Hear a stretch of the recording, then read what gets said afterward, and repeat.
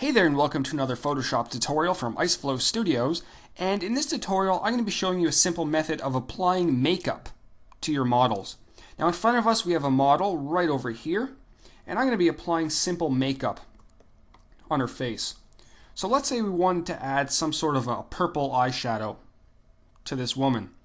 Well, what I'm going to do, I'm going to grab a base color and I'm going to use a purple, somewhere around here. Doesn't matter what color purple. I like to start with purple and then we can always adjust from there. So I'm going to choose my purple.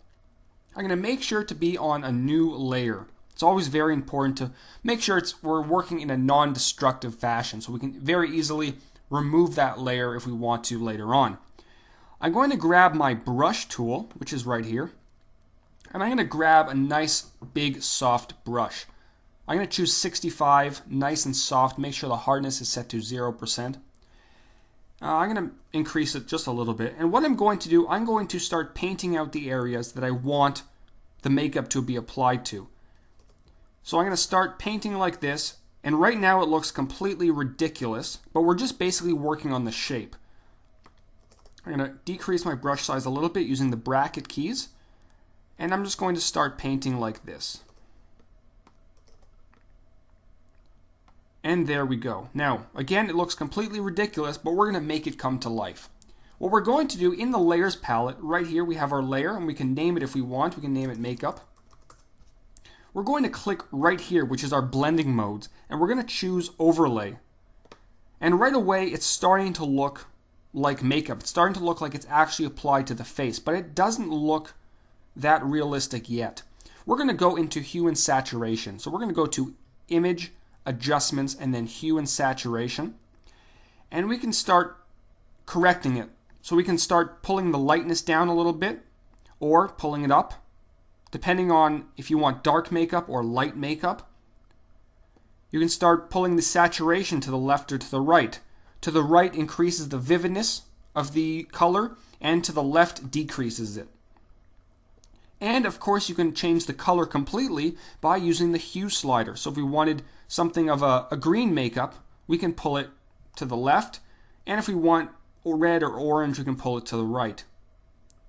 So we're going to stick with a purple, and I'm going to leave it right around here. Now what we're going to do now, we're going to very simply grab our eraser tool, using a nice soft brush again, and start erasing the excess areas that we don't want makeup applied to. And I'm going to increase my brush size a little bit and just very simply soften out the edges, just like this.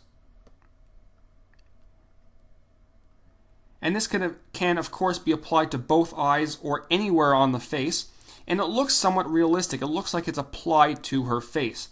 So once again, grab a neutral purple soft brush, 0 for the hardness.